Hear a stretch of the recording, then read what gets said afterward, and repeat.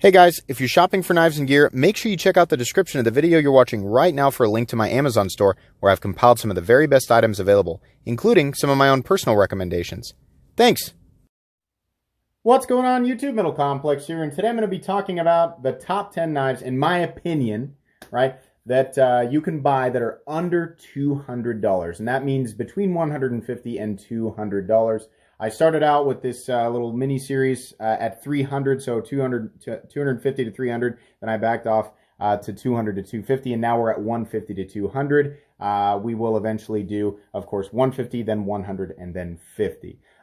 This is entirely based on my own opinion, biased included, so expect that. It's also based on knives that I have actually handled and reviewed, right? So if I haven't reviewed it, I can't really recommend it. And it's also based on knives that are available to my knowledge. Now, I do have affiliate links down below. These knives will be included down there so that you can pick them out, but they are not all affiliate links. I didn't want to be biased and just do links that are, you know, beneficial to me. So I did go through and check all the retailers: Knife Works, Knife Center, Blade HQ, DLT Trading, Smoky Mountain Knife Works, GP Knives. I mean, every one that you guys all check, right? I wanted to make sure that this list was absolute.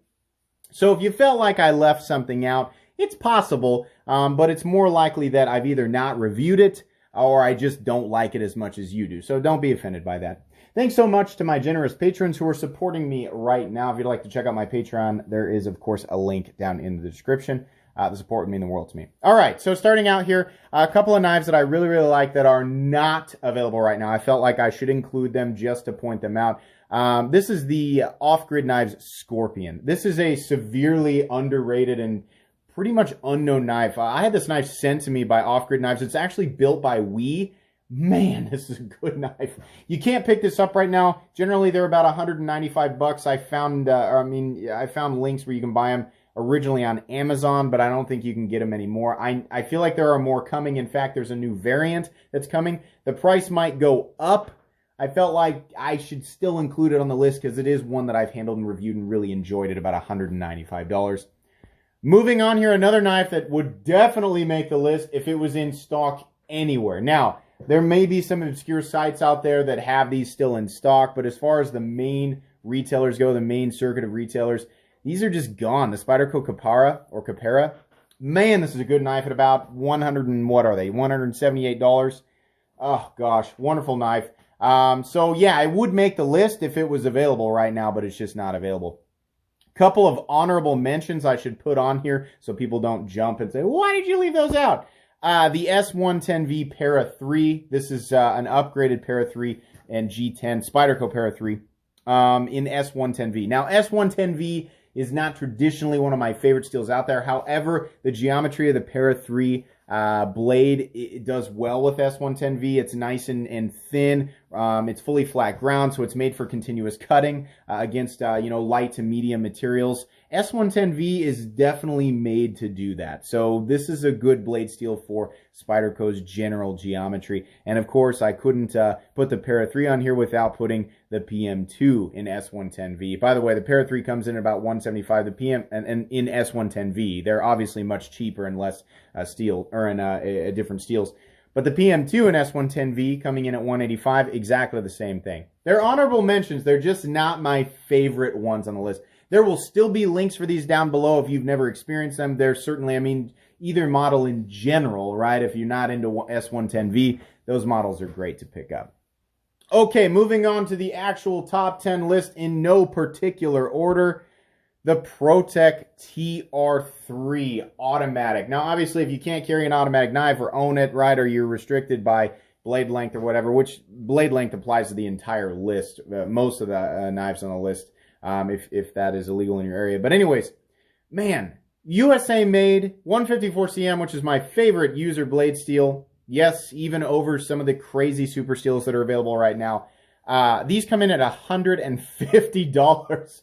That's a crazy good price for an American-made automatic knife. I've experienced a ton of knives from ProTech. ProTech knives I can recommend in general, but the TR3 is one of their flagship automatic knives. And if you guys haven't heard me say this before, ProTech makes the best side-opening automatic knives in existence. period. I've handled a ton of knives. Don't believe me? Check out all the videos on my channel. This is an amazing buy. 150 bucks. Absolutely, this knife makes the list. Moving on here, one that'll come as no surprise to anybody, the Benchmade 940-2. These come in at about 175 bucks.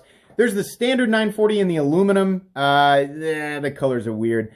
This one in G10 is a little bit lighter, has the cool green standoffs. Not everybody likes that, but I do. The reverse tanto blade shape. I mean, the 940 in general, the design is one of the best all-around EDC designs out there. They come in about 7.5 inches, but you're getting 3.4 inches of cutting edge in S30V steel. This is US made, right? A lot of people don't like that you seem to be paying 20 to 30 bucks extra for a Benchmade knife. You could say that's for the warranty. I like to think of it that way. Benchmade knives seem to be a little bit higher price versus other things you can buy in the same category. But this knife still, of all the different 940 variants, the 940-2, in my opinion, is the best one. And it's still worth taking a look at 175. I wish it was about 150, but okay. I can still recommend it definitely on this list at 175 bucks. Moving on here, another obvious one. I have no affiliate link for KnifeWorks, which is where this knife comes from. It is exclusive to KnifeWorks, but that's not going to stop me from putting it on the list. The Benchmade,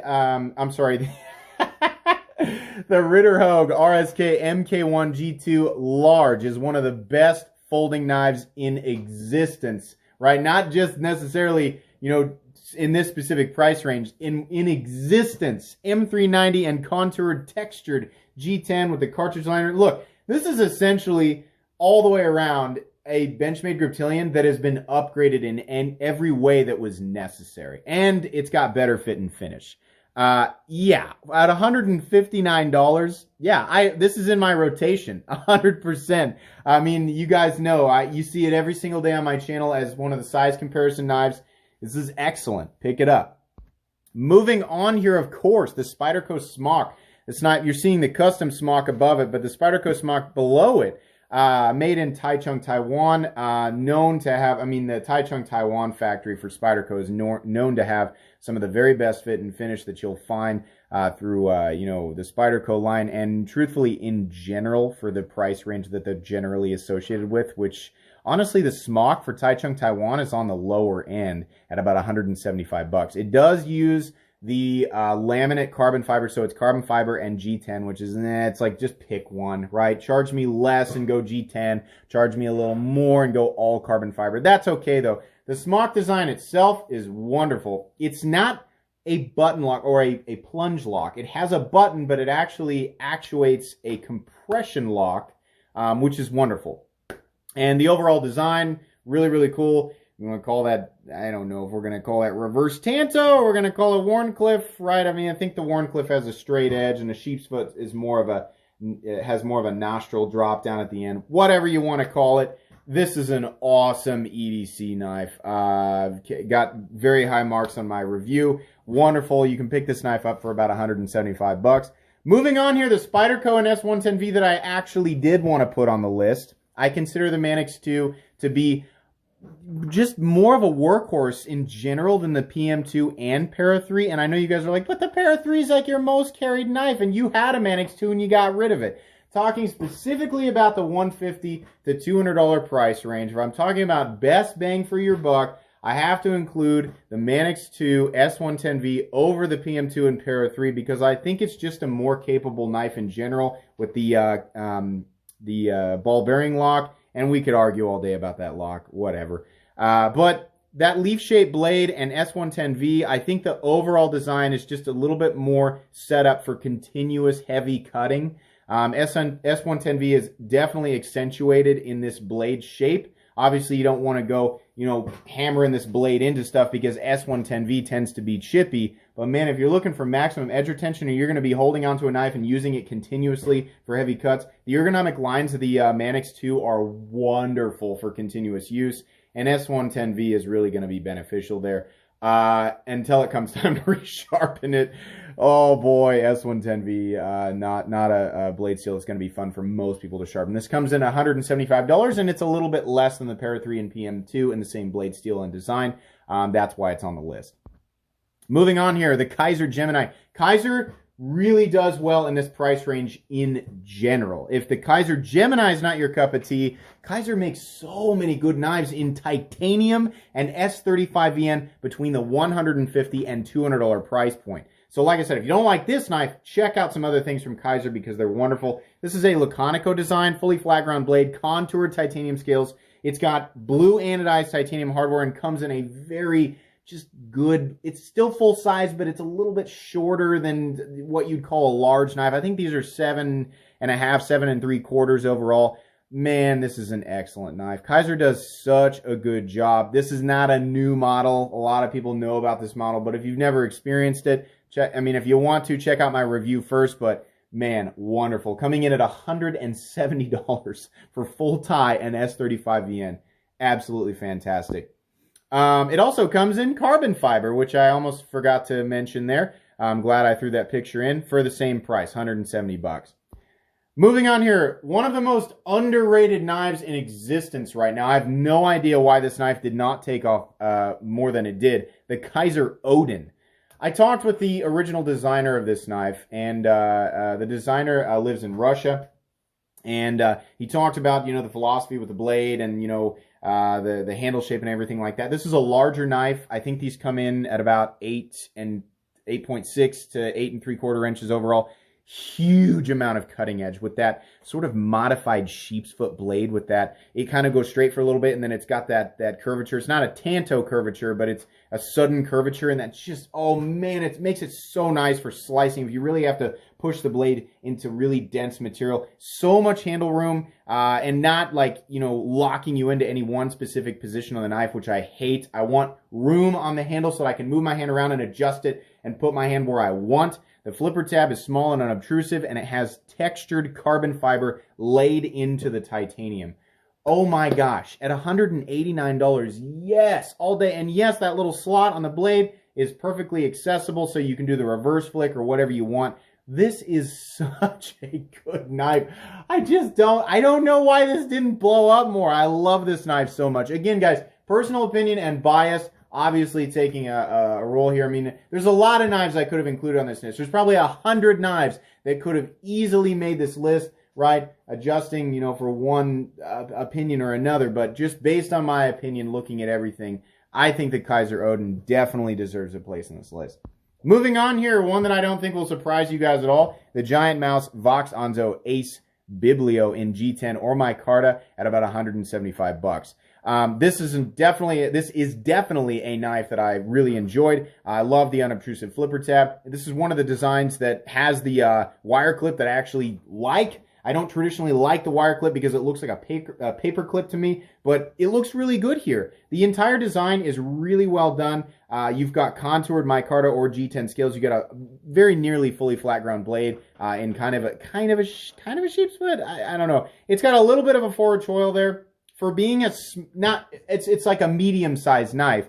I appreciate that they did at least put that single knuckle choil up there. It's not a full choil, that single knuckle choil up there in combination with the pretty much totally unobtrusive flipper tab and the really ergonomic lines of the handle. It's just a fantastic knife. And yes, that thumb hole or, reverse flick hole, whatever you want to call that, is accessible. So it's a nice fidgety knife. You can deploy it how you want. These come in, whether you go G10 or micarta, at about $175. These prices are approximate. I mean, people always point out, I found it on so-and-so for less. Well, yeah, especially as time goes on. Prices are going to be a little tiny bit different here or there. I'm just giving you a general approximation of price. Moving on here, another Spyderco, the Spyderco Manics 2 XL. So this is an S30V. This is a much larger version of the Manics 2. This is one of the best value knives in Spyderco's line in general. These come in at $154. US made S30V G10, that massive workhorse design. You've got so much room on that handle. You will, no matter what you're doing, you will find a hand position that will allow you to use this tool in optimum efficiency. It is a big leaf-shaped blade. I don't think the blade stock thickness is any thicker than the standard Manics 2. I think it's still 135 thousandths, which is awesome because the blade's a little taller, which means it gets a little thinner, I think, behind the edge than the Manics 2, the standard one. Super cool. I don't know if they still come with, the one that's shown here has the clear ball bearing lock. I think they're all black now. This must be a picture of an older one, but the only thing they've changed about the design in however many years has just been the type of plastic and the color of plastic that they use in that lock. The newer one is much more dependable, and it's black, so it matches the scales, right? And Flytanium makes the titanium switch now. So if you don't like that plastic switch, you can just switch it out with the Flytanium one. I think those run 35 to 40 bucks. Yes, excellent, excellent knife for this price range, 100%. Are we coming up on the last one here? I feel like we are. Yeah, the ProTech SNG automatic. I own and use one of these knives, and it is wonderful. Obviously, the actual Strider SNG is basically unobtainable right now, and even if you can find it, right, if you find one brand new, they're around 500 bucks, and on the secondary market, they're a lot more. This is an automatic version of the knife, but it has the exact same ergonomic lines, and it's the exact same overall length. The only things that are different are, you know, the scale materials. In this case, the standard version of this comes in at $199, and it is aluminum, hard-coat anodized, Type 3 hard-coat anodized aluminum. It comes in a bunch of different colors, and just the plain stone-washed 154 cm blade will come in at $199. And yes, there will be a link down there, just like for everything else on this list. Now, there are definitely more expensive versions of the ProTech Strider. The one I've got's in titanium, and it's way, way more expensive. But there's ones out there for $25, $250, depending on what the deal is, if it's got the tritium thing on the button or it's all black or whatever. But the standard version of this comes in just shy of $200 at about $199, probably $199.95. But yeah, aluminum and 154 cm, which is an excellent user steel. It's my favorite user steel. Yeah, and again, ProTech does it right. So if you want to experience Strider, but you just don't want to spend $500 on one if you can find it, right? This is a fantastic version of this knife. Blade stock's a little thinner than the standard Strider, which I think is better. These are about 135 thousandths, which means they get thinner behind the edge, I believe. I'm not sure exactly the geometry in the actual Strider versus the ProTech. They're fairly similar, but this is a little thinner behind the edge, so it's going to be a little bit more performance-oriented. And then the hardware is a little bit different. Of course, this uses aluminum. Striders use either a combination of aluminum or G10 and titanium. In some cases, they use FullTied on customs and stuff. But the pocket clip position's the same. I mean, most of this knife is a true Strider in nature. So yeah, 100% recommended. Are we at the very end? Yes, we are. Guys, that's going to be pretty much it for my list. Like I said, links for all this stuff down in the description. I'm sorry if I left something off this list that you thought should be included, but remember, it's just based on my own opinion and bias, and based on knives that I've actually handled and reviewed. So anyways, I hope that you enjoyed this video. I hope you at least found it mildly entertaining and or informative. If you did, please leave a like. If you'd like to check out my other content, I do, of course, have lots of videos of knives that are either expensive or inexpensive that I do or don't like. So check those out. And if you enjoy all my content, go ahead and click on that Metal Complex logo right there and subscribe, because there's definitely more coming. Thanks again for watching, everybody, and have a great day.